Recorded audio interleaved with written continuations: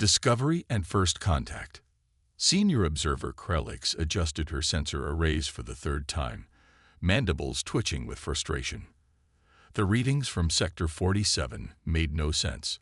The Confederation's most sophisticated equipment was reporting impossible data, energy signatures that seemed to flicker in and out of existence, as if someone was playing a cosmic game of hide and seek. "Control, this is research vessel Dawning Truth," she transmitted, requesting verification of anomalous readings in grid 394. The response came back immediately. "Readings confirmed, Dawning Truth. Proceed with caution." Krelix's species, the Veskar, prided themselves on being the galaxy's premier explorers and catalogers. Their crystalline bodies housed some of the most sophisticated organic scanning technology known to sentient life. But in 3 centuries of space exploration, she had never encountered anything like this. "Helm, take us closer," she ordered. "Minimal power signature, passive scans only." As they approached, the energy signatures began to resolve themselves into recognizable patterns. But that only made things more confusing. The readings suggested thousands of tiny installations spread across an enormous volume of space, all operating in perfect synchronization. By the first light, her second-in-command Turnbull whispered, his crystalline form refracting light in patterns of disbelief. "These are cloaking devices, but the scale. Impossible." Krelix responded automatically. "No species has the resources to maintain a cloaking network this vast. The energy requirements alone would be." She fell silent as a new signal cut through their sensors, strong, clear, and deliberately visible. A communication request. "This is Captain Sarah Chen of the Earth vessel Star Shepherd. You've entered a restricted zone. Please identify yourselves and state your purpose." The bridge crew of the Dawning Truth froze. Humans, the galaxy's greatest mystery. In the 2 centuries since their species had achieved faster-than-light travel, they had established minimal contact with the galactic community. They maintained no embassies, engaged in no trade, and politely but firmly rejected all diplomatic overtures. The few human ships encountered in space were unfailingly courteous, but revealed nothing about their society or intentions. Krelix activated the communications array. "This is Senior Observer Krelix of the Confederation research vessel Dawning Truth. We were conducting a standard survey of this sector when we detected unusual energy signatures. We mean no intrusion." There was a pause. Then, "Understanding your scientific curiosity, Senior Observer. However, this sector is restricted for the protection of endangered species. We request that you withdraw to safe distance." Krelix's crystalline form flickered with surprise. "Endangered species. Our records show no habitable worlds in this sector." "Your records are intentionally incomplete," Captain Chen replied. Her tone remained diplomatic, but carried an edge of steel. "This is one of many sanctuary zones we maintain. The species we protect here are not yet ready for galactic contact."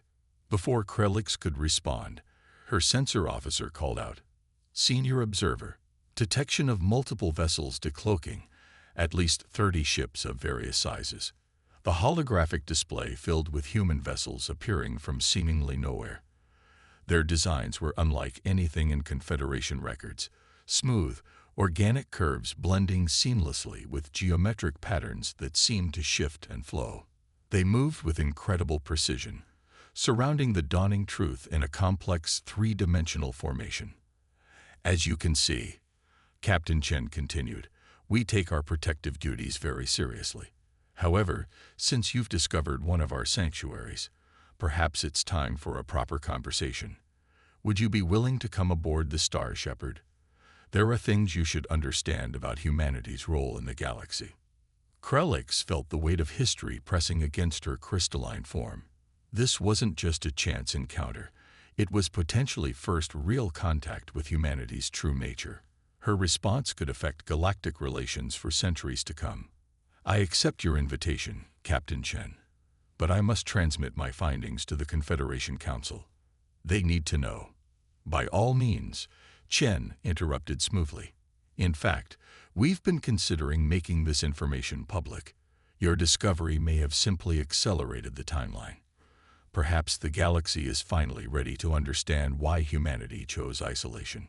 As Kralix prepared for transport to the human vessel, she couldn't shake the feeling that she was about to learn why the most advanced species in known space had spent 2 centuries hiding their true nature from the galaxy. The question was, would the truth bring hope or terror to a galaxy that thought it understood its place in the cosmos? The biggest revelation was yet to come. Humanity hadn't withdrawn from galactic society out of fear or superiority.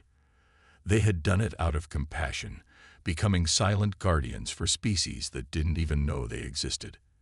And now, thanks to a curious Veskar observer, their secret was about to change the galaxy forever. The Hidden Guardians. The Star Shepherd's observation deck took Kralix's breath away, not because of its size or technological sophistication, though both were impressive, but because of what it revealed.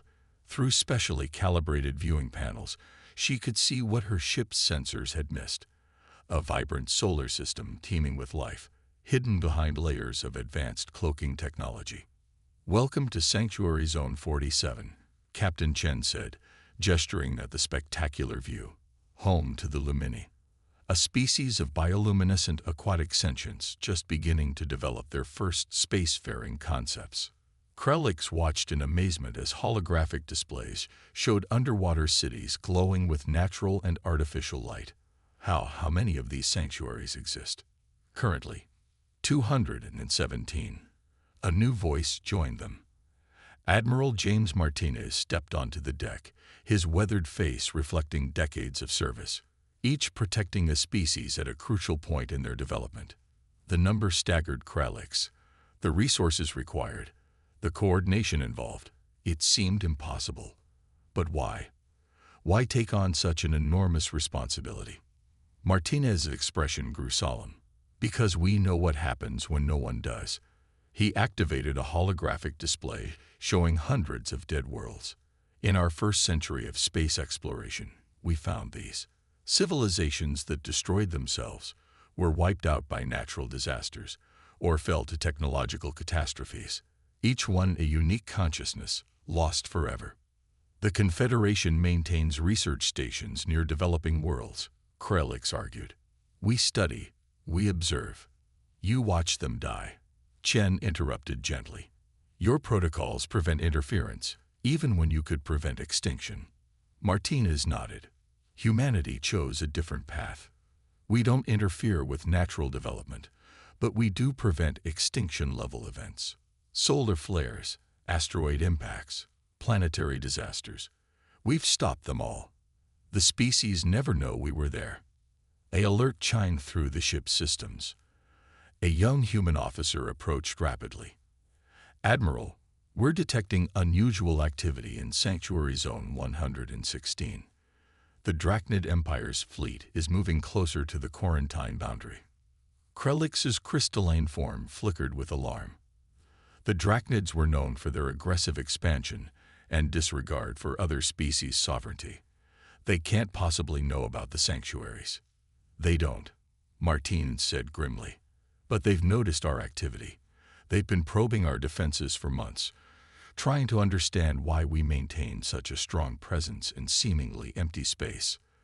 The display shifted to show a massive Drachnid battle fleet approaching another cloaked sector.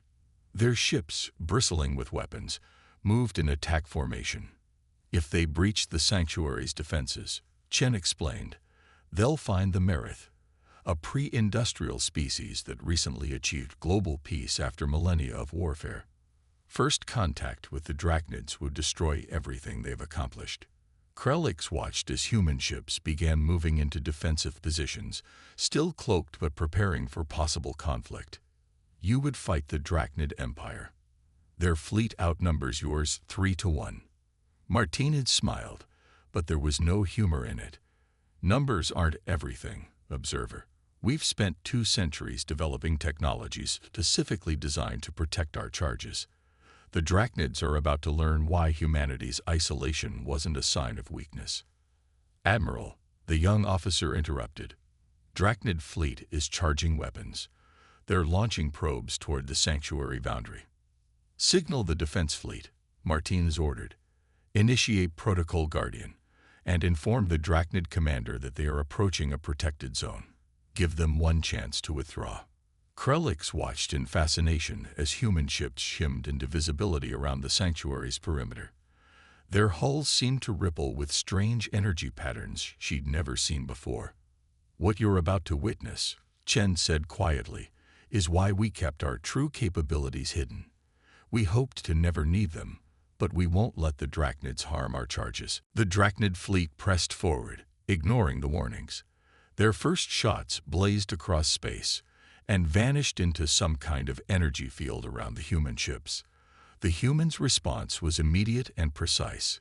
Beams of coherent light sliced through Drachnid shields as if they didn't exist. Ships that tried to push through the defensive line found themselves caught in gravitational distortions that twisted their hulls like paper. Impossible, Krelix whispered. Your technology. It's far beyond anything the Confederation has seen. We had to be better, Martinez said simply. Better at hiding, better at defending, better at protecting. We couldn't afford to fail. The Drachnid fleet was already retreating, having lost a dozen ships without inflicting any significant damage on the human defenders. But Krelix knew this was just the beginning. Once word of this encounter spread, the galaxy's power balance would shift dramatically. The Confederation needs to know everything, she said, about the sanctuaries, your technology, your mission. That's why you're here, Chen replied. Humanity has decided it's time to emerge from isolation, but not to join the galactic community as it exists, to change it, to show there's a better way than mere observation and study of developing species.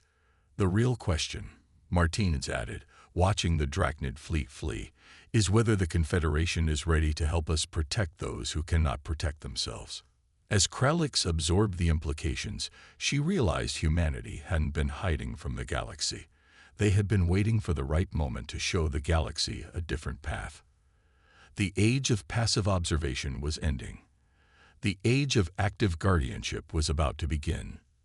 The only question was, how many species would stand with humanity when the Drachnids inevitably returned in force?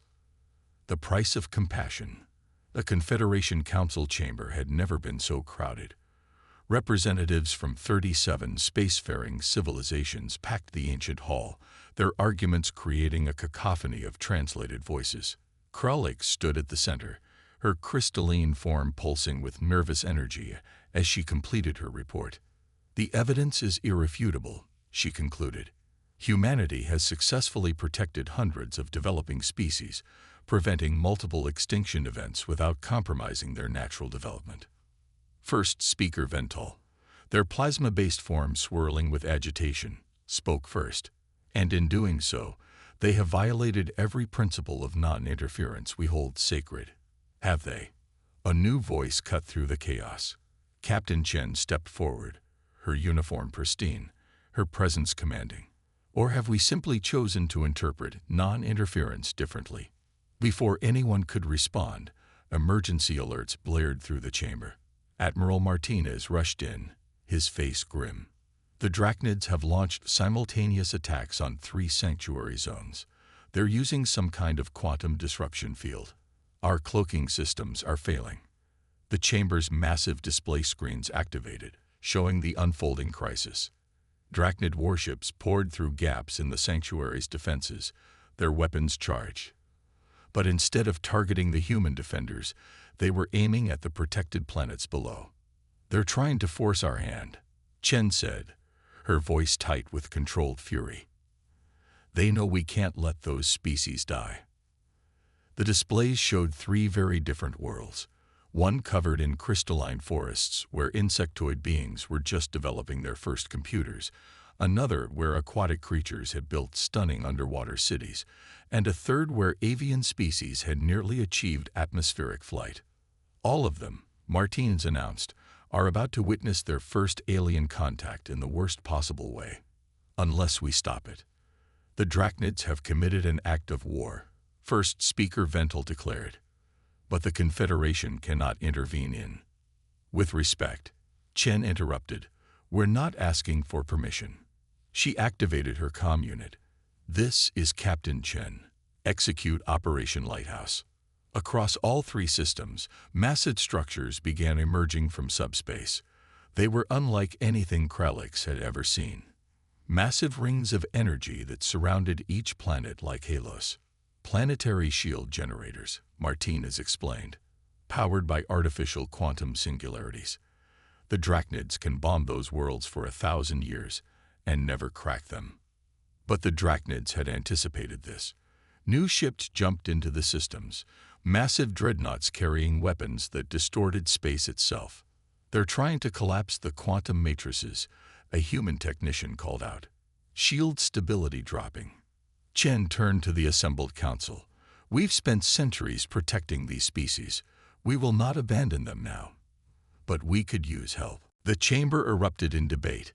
The Veskar were the first to decide, their crystalline forms glowing with determination. "Our research fleet stands ready," Krelix announced. "Our sensors might help stabilize those shields." Others followed. The Erethi, masters of energy manipulation, offered their expertise. The Zenthar Collective promised their quantum computers to help coordinate the defense. "Fascinating," First Speaker Vental observed, their plasma form rippling. "You've achieved what centuries of diplomacy could not, Captain. You've united the Confederation through action rather than words." "Sometimes," Chen replied, watching as Allied ships began jumping to the sanctuary zones, "you have to show people what's possible before they believe it." The battle that followed would be remembered for generations. Human ingenuity combined with Confederation technology in ways nobody had imagined possible.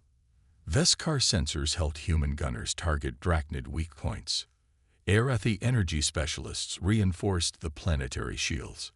Zenthar computers coordinated it all with impossible precision. But the Drachnids weren't finished. As their main fleet was pushed back, they revealed their true target. Dozens of stealth ships had slipped through the chaos, heading for Earth itself. "They think if they threaten our homeworld, we'll abandon the sanctuaries," Martine said, watching the tactical display. "They don't understand us at all." Chen's voice was cold. "Activate the Sol system defenses. Show them why Earth hasn't needed the Confederation's protection for the past 2 centuries." As the Drachnid strike force approached Earth, they encountered something that would become legendary: the full extent of human defensive technology. Quantum mines phased into existence around their ships. Gravitational weapons turned space itself into a weapon. Automated defense platforms emerged from dimensional pockets. The message was clear. Humanity had not been hiding in isolation out of weakness. They had been holding back. "My God," Krelix whispered, watching the Drachnid fleet disintegrate. "You could have conquered half the galaxy with this technology." "We could have," Chen agreed. "We chose to protect instead." As the battles in the sanctuary zones turned decisively in humanity's favor, First Speaker Vental approached Chen. "The Confederation was wrong about humanity. We thought your isolation was a sign of fear or arrogance. We never considered it might be a sign of compassion." "The real test," Martines replied, "comes next. Will the Confederation help us maintain these sanctuaries? Will you join us in protecting those who cannot protect themselves?" The gathered representatives looked at each other, then at the displays showing the saved worlds, still turning peacefully beneath their shields, their inhabitants unaware of the battle fought for their future. One by one, they stepped forward to offer their support. The age of passive observation was over. The age of active guardianship had begun. And humanity, the galaxy's most isolated species, had become its most important teacher. Unity in adversity. Deep within the rebuilt Confederation headquarters on Mars, representatives from across the galaxy gathered around a holographic display of unprecedented detail. The image showed thousands of sanctuary zones, each protecting a developing civilization, now jointly monitored by human and alien observers. 6 months since the Drachnid attacks, Admiral Martinez noted, and already our combined technologies have improved sanctuary protection by 300%. Krelix, now serving as Chief Integration Officer, watched her crystalline form reflecting the holographic light. The Veskar never imagined our sensory capabilities could be adapted this way. Combining them with human cloaking technology has. Emergency alerts cut through the chamber. Captain Chen burst in, her usually composed features tight with concern. We've detected something massive approaching from intergalactic space. Multiple objects, moving faster than anything we've ever seen. The holographic display shifted, showing what looked like tears in the fabric of space itself. Through these wounds in reality, something was coming. Something old. Something angry. By the first light, Krelix whispered. Those energy signatures, they matched the residual patterns we found on the dead worlds. Martinez's face paled. You mean? The ones who came before, Chen finished. The species that caused those extinction events we found. They're coming back. The tears in space grew larger. Through them emerged ships of impossible size, their designs defying known physics. They were bioorganic, looking less like vessels, and more like space-borne leviathans. Multiple contacts, a Xenthar operator announced, their cybernetic interfaces whirring. Energy readings off the scale. They're heading directly for the nearest sanctuary zones. Now we know, Martinez said grimly. Those weren't natural extinction events we found. They were harvests. The unknown vessels, the harvesters, as they were immediately dubbed, didn't bother with demands or ultimatums. They moved directly toward the nearest protected worlds, their weapons charging with familiar energy signatures. All sanctuary defense fleets. This is Captain Chen. Execute Protocol Omega. Authorization Code. Humanity stands. Across the galaxy, hidden defense platforms and stations began emerging from subspace. But these weren't just human installations anymore. They represented the combined technological achievement of dozens of species. Veskar sensor arrays merged with human quantum shields. Arathi energy weapons powered by Xenthar quantum computers. Every species had contributed what they did best, creating defenses far stronger than any one civilization could have managed alone. They're targeting the Lumini system first, Krelix reported, watching the massive vessels approach the sanctuary she'd first discovered. Their weapons, they're designed to pierce planetary crusts, to trigger artificial extinction events. Not this time, Chen said firmly. She opened a galaxy-wide channel. To all Confederation forces, humanity spent centuries preparing to protect developing civilizations. We thought we were preparing against threats like the Drachnids. We were wrong. We were preparing for this. The first harvester vessel fired at the Lumini homeworld. Its beam, capable of cracking planets, met something unprecedented. A layered defense shield combining technologies from a dozen species. The beam scattered, harmlessly dissipated by quantum fields and energy sinks. The harvesters paused, seemingly confused by this resistance. In their long history of culling developing civilizations, they had never encountered unified protection on this scale. Second wave approaching, the Xenthar operator announced. They're adapting their weapons. Let them adapt, Martinez replied. That's what they do, but they've never faced species that adapted together. The battle that followed would reshape galactic history. The harvesters were ancient and powerful, but they were used to attacking isolated, developing civilizations. They had never faced a unified defense force combining the best technologies of multiple advanced species. Human precision weapons guided by Veskar sensors struck with impossible accuracy.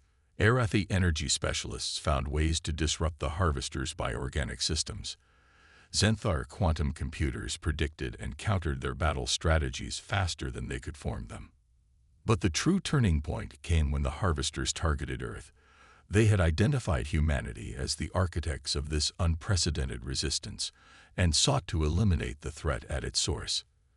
What they found in the Sol system would become legendary. Show them, Chen ordered. Show them everything. The Sol system's defenses activated. Not just human technology now, but the combined defensive capabilities of every Confederation species. Earth, Mars, and every human world had been transformed into fortresses that combined all known defensive technologies. The Harvester fleet, for the first time in its ancient history, was forced to retreat. "They'll be back," Kralix noted, watching the massive ships disappear into their spatial tiers. They've never failed to harvest a targeted species before. Their entire civilization might depend on it. "Let them come," Chen replied. "Humanity spent centuries learning to protect others. Now we've taught the galaxy to do the same. Together, we're stronger than any harvester." Martinez smiled, watching the unified fleet formations on the tactical display. "You know what the greatest weapon against the harvesters turned out to be. Not our technology, not our strategies.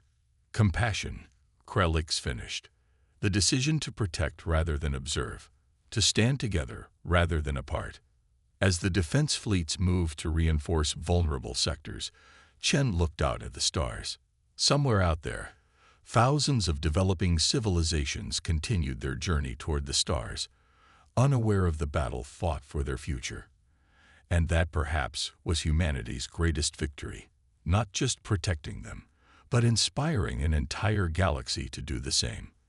The harvesters would return, but when they did, they would find something unprecedented in their long history: a galaxy united in defense of its youngest children. A new dawn. 1 year after their first retreat, the harvesters returned, not with a single fleet, but with an armada that darkened the space between stars. Their bioorganic vessels had evolved, adapted, grown stronger. But so had the alliance they faced. The combined Sanctuary Defense Force, as it was now known, had spent that year preparing. The massive command center beneath Olympus Mons on Mars hummed with activity as representatives from every spacefaring species coordinated their defense. "Multiple spatial tiers detected," Kralix announced, her crystalline form pulsing with data streams. "Harvester signatures in, by the first light. They're everywhere." The tactical display showed hundreds of tiers opening across the galaxy. The harvesters had decided to attack every sanctuary zone simultaneously. Captain Chen, now Fleet Admiral Chen, stood at the center of the command hub. "They think they can overwhelm us by forcing us to divide our forces. They still don't understand what they're facing." "All defense grids online," Martinez reported. His admiral's uniform now bore both human and Confederation insignia. "Sanctuary shield network at full power." The harvesters struck first, their weapons more powerful than ever. But this time, they found something unprecedented: a galaxy prepared for their arrival. Every sanctuary world was now protected by layered defenses that represented the pinnacle of unified technological achievement. Veskar crystal matrices amplified human quantum shields. Arathi energy webs powered by Zentvar quantum computers created defensive networks that adapted faster than the harvesters could evolve. "They're targeting the Lumini system again," Kralix reported, attempting to break through where they failed before. Chen's voice carried across all frequencies. "Initiate Operation Unity. Authorization. Humanity stands together." What happened next would be remembered for millennia. At every sanctuary zone, defense platforms began transforming. Technologies that had been developed separately merged into something entirely new. Human ingenuity combined with alien innovation created defensive systems that defied conventional physics. The harvesters' most powerful weapons splashed harmlessly against shields that rippled like living crystal. Their attempts to breach planetary defenses were met with counterattacks that turned their own spatial tiers against them. But the true surprise came when they reached Earth. "They've committed 40% of their fleet to the Sol system," Martinez announced. "They still think destroying humanity will break the alliance." Chen smiled. "Show them what humanity and the Confederation built together." The Sol system blazed with light as its final defenses activated. Every planet, moon, and asteroid had been transformed into part of an interconnected defense grid. The combined knowledge of every spacefaring species had created something unprecedented: a solar system that fought back. Jupiter's massive gravitational field, harnessed by human technology and controlled by Xanthar computers, became a weapon that crushed harvester ships. Mars' crystal-reinforced quantum shields, powered by Arathi energy matrices, proved impenetrable. And Earth showed why humanity had been worthy of its role as galactic guardians. The planet's entire defense grid, hidden beneath oceans and within mountains, revealed itself. Technology that combined the best aspects of every allied species created a defensive shell that even the Harvester's strongest weapons couldn't crack. Multiple Harvester vessels attempting emergency spatial tiers, Kralix reported. They're trying to retreat. Not this time, Chen replied. Her voice was firm but not vengeful. Initiate final phase. Across the galaxy, at every sanctuary zone, configured arrays activated. The technology had been theoretical until now, a way to permanently seal the spatial tiers the Harvesters used for travel. You won't hunt developing civilizations anymore. Chen transmitted on all frequencies. You won't force species to extinction before they have a chance to reach the stars. The Harvester fleet, trapped and unable to retreat, faced a choice: surrender or be destroyed. Their response came in a form nobody expected: communication. For the first time in recorded history, the Harvesters spoke. We harvest because we must. Their message translated: our existence depends on the energy released when civilizations fall. Without it, we die. Chen's response was immediate. Then we'll help you find another way. That's what humanity has been trying to teach the galaxy. There's always another way besides destruction. The battle ended not with the extinction of the Harvesters, but with the beginning of dialogue. The species that had survived by destroying civilizations would learn to survive by helping them grow instead. Years later, Kralix stood with Chen on the observation deck of Sanctuary Station 1, watching a newly discovered pre-FTL civilization take its first steps into space. Did you ever imagine, Kralix asked, when humanity first chose isolation to protect others, that it would end like this? Chen smiled, watching the young species' first space station take shape. We didn't withdraw from the galaxy because we were afraid or because we felt superior. We did it because someone had to take the first step toward a different way. We had to show that strength doesn't come from destruction. Below them, the young civilization continued its journey toward the stars, protected not just by humanity, but by an alliance of species that had learned to stand together. And among their guardians, transformed and reformed, were the Harvesters themselves, using their ancient knowledge to protect rather than destroy. In the end, humanity's greatest achievement wasn't just protecting developing civilizations. It was showing the galaxy that even the oldest enemies could change, that unity was stronger than division, and that compassion could triumph over necessity. The age of isolation was over. The age of unity had begun, and it had started with a single species that chose to become the galaxy's silent guardians, waiting for the day when others would join them in protecting those who couldn't protect themselves.